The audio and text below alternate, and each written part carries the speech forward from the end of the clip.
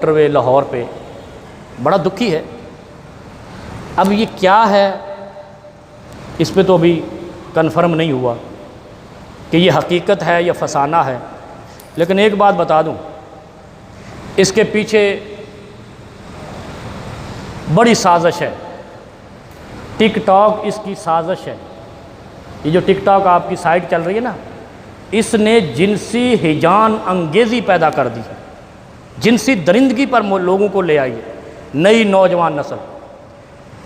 ایک تو یہ اس بیماری کی وجہ ہے، دوسری وجہ یہ ہے کہ وہ ایک ایس پی صاحب نے کہا جی کہ رات کو 12 بجے اکیلے کیوں نکلی، یہ تو اس نے بات غلط کی۔ پاکستان میں ایسا نہیں ہونا چاہیے، یہ اسلامی ملک ہے، کسی وقت بھی کوئی نکلے۔ لیکن ایک چیز جو میں نے کئی جمعے پہلے عرض کی تھی، حضرت ابو سعید خدری رضی اللہ عنہ کی 4 باتوں میں سے ایک یہ تھی، لا تسافر المرأۃ الا معها زوجها او ذو محرم، کوئی عورت اکیلے سفر نہ کرے جب تک اس کے ساتھ اس کا خامند نہ ہو یا ذو محرم نہ ہو۔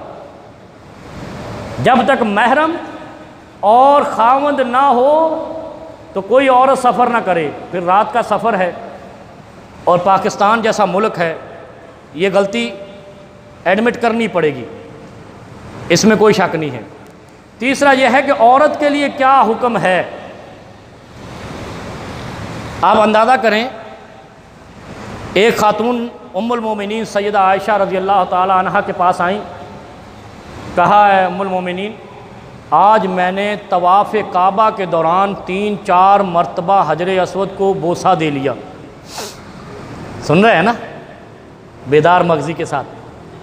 ایک خاتون آئی، کہا اے ام المومنین رضی اللہ تعالی عنہ، آج میں نے طواف کعبہ کے دوران، ایک لونڈی تھی وہ، طواف کعبہ کے دوران 3-4 مرتبہ حجر اسود کو بوسہ دے لیا۔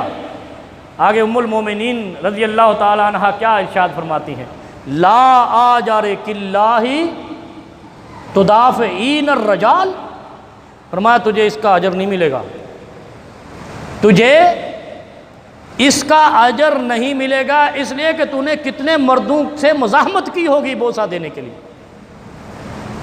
حجر اسود کو بھی خاتون مرد ہو تو بوسہ نہ دے، یہاں تو سڑکوں پہ مردوں کا ایک جال ہے، پھر آپ اکیلے جا رہی ہیں۔ پھر آپ دیکھیں، ام المومنین سیدہ سودا رضی اللہ تعالی عنہ پیغمبر علیہ السلام کی بیوی ہیں۔ کسی نے پوچھا ہے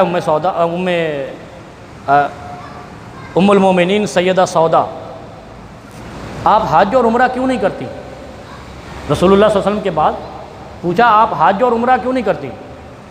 سیدہ سودا رضی اللہ عنہا کہتی ہیں، حج بھی میں نے کیا ہے، عمرہ بھی میں نے کیا ہے، اور قرآن نے کہا ہے وَقَرْنَ فِي بُيُوتِكُنَّ، اپنے گھروں میں ٹھہری رہو۔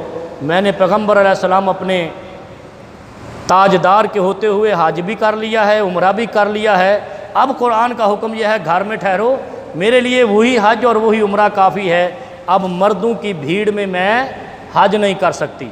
پھر آپ دیکھیں ابن العربی، یہ آپ کے ہاں ڈرامہ لگایا عمران خان نے، وہ ارطغرل پتہ نہیں کیا اس کو بولتے ہیں، میں نے تو آج تک ایک لفظ نہیں دیکھا۔ اس میں ایک ابن العربی کا واقعہ ہے، یہ میرے دوست بھی جانتے ہوں گے، کیم خانی صاحب۔ امام ابن العربی بہت بڑا ایک اپنے دور کا فقیہ گزرا ہے۔ وہ کہتے ہیں میں تحقیق کے سلسلے میں نابلس گیا۔ نابلس کہتے ہیں فلسطین کو، اور فلسطین وہ ارض ہے جہاں سیدنا ابراہیم علیہ السلام کو آگ میں ڈالا گیا تھا۔ کہتے ہیں میں کئی سال تک وہاں ٹھہرا، میں نے جمعہ کے دن کے علاوہ خواتین کو گلیوں میں نہیں دیکھا، صرف جمعہ کے دن با پردہ خواتین گلیوں میں دیکھی جو جمعہ کی ادائیگی کے لیے جاتی تھی، اور ہماری خواتین صرف جمعہ کے لیے نہیں آتی، بار ہر کام کے لیے جاتی۔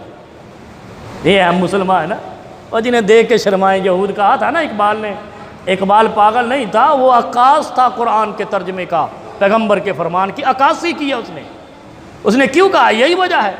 پھر پیغمبر علیہ السلام نے کیا کہا؟ اس نے یہ مسلمان جنہیں دیکھ کے شرمائیں یہود، مسلمان تو وہ تھے کہ پورا 6 دن 7 دن خواتین بازاروں میں نظر نہ آتی، اور جمعے والے دن بازاروں میں مردوں کے لیے جگہ نہ ہوتی، با پردہ خواتین جمعے کی ادائیگی کے لیے جا رہی تھی۔ ہم اسی کے الٹ ہیں، ہمارے 7 دن بازاروں میں جگہ نہیں ہوتی مردوں کے لیے، خواتین کے بازار لگے ہوتے ہیں مینا بازار کے نام سے، اور جمعے کے دن خواتین نظر ہی نہیں آتی، خواتین نکلتی نہیں ہیں۔ یعنی ہم الٹ اسلام دیکھ بیٹھے ہیں۔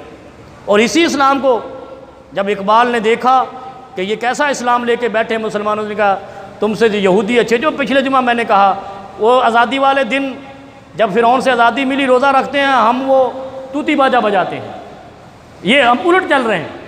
پھر اللہ کے نبی صلی اللہ علیہ وسلم نے پچھلے جمعہ میں نے بنی اسرائیل کی وجہ بتائی تھی ناشکری، کہ انہوں نے ناشکری کی، جب من و سلوہ آیا تو اللہ نے ان کو لعنتی قوم قرار دے دیا۔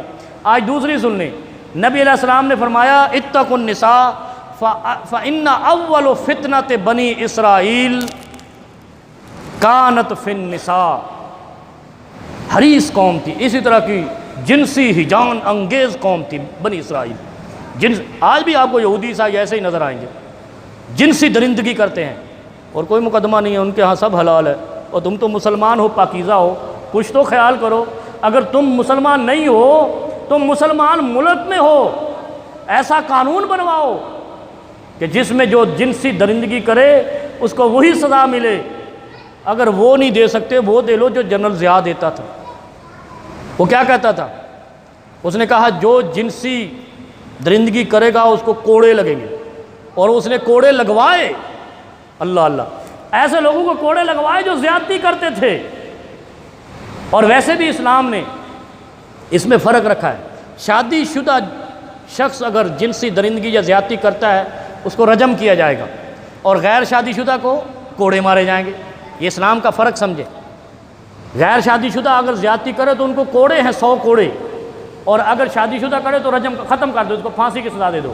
اور بنی اسرائیل میں آپ دیکھو، نبی علیہ السلام فرماتے ہیں کہ بنی اسرائیل کا جو سب سے بڑا فتنہ تھا نا، وہ خواتین کے پیچھے بھاگنا۔ میں اس کو مثال دے دوں، کتے اور کتیا والی، یہی حالت تھی بنی اسرائیل کی۔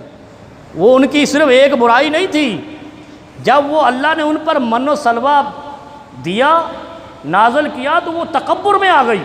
اس نے کہا رب ساڈا ہے، وہ بھی کچھ کہندے نے نا، اس دربار تے جاؤ بس وہ تو سب شے ملدی ہے، وہ تو جنت بھی بنا رکھی، جنت کا دروازہ بھی بنا رکھا۔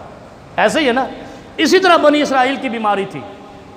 وہ کہتے تھے جب من و سلوہ آ گیا تو رب تو ہمارا ہے، پھر وہ ہر درندگی میں اتر آئے، پھر اللہ نے ان کو کیسے غرق کیا اور مارا، وہ آپ سارے واقعات سنتے رہتے ہیں، اب یہاں موقع نہیں ہے۔ بہرحال موٹر وے والا واقعہ جو ہے یہ انتہائی خطرناک ہے۔ ہم تو موٹر وے پہ آپ بھی سفر کرتے ہوں گے، ہم بھی کرتے ہیں، ہم تو یہ جان کر کرتے ہیں کہ پاکستان کا محفوظ ترین یہ وے ہے، یہ راستہ محفوظ ترین ہے اور تیز ترین ہے، لیکن گاڑی کیوں رکی، کس نے روکی، یہ واقعہ کیسے ہوا، یہ سوالات تو ہیں کہ موٹر وے پہ چڑھ رہے ہیں، سمجھدار آدمی پہلے اپنا کام مکمل کر کے جاتا ہے سفر پہ، پیٹرول وغیرہ یہ وہ۔ لاک ڈاؤن میں میں اپنی مثال دیتا ہوں، لاک ڈاؤن میں ہم آ رہے تھے تو ہم نے 2 کین 20 لیٹر کے گاڑی کی ڈگی میں رکھے کہ موٹر وے پہ کہیں معاملات آؤٹ نہ ہو جائیں۔ تو میرے بھائی یہ تھوڑی سی کچھ سازشیں بھی ہوتی ہیں اس کے پیچھے، کچھ پرابلمز بھی ہوتی ہیں اس کے پیچھے، لیکن اللہ تعالیٰ سب کو محفوظ رکھے، سب کی عزتوں کو محفوظ رکھے۔ مطالبہ ہمارا یہ ہے کہ یہ کیس جو بھی ہے، جو کچھ بھی ہے، لیکن یہ ملک کا، قوم کا اور پاکستان کی پاک افواج کا، موٹر وے پولیس کا اور پاکستان کی حکومت کا ٹیسٹ کیس ہے۔ یہ کیس ایسا ہے کہ جو سب کی عزت کو محفوظ بھی بنائے گا، برباد بھی کرے گا۔ اس لیے جنرل باجوہ صاحب کو اور حکومت کو اپنی ذاتی عزت کا کیس سمجھ کر اس کو لینا چاہیے۔ اور ایک بات اور آپ سے عرض کر دوں، آج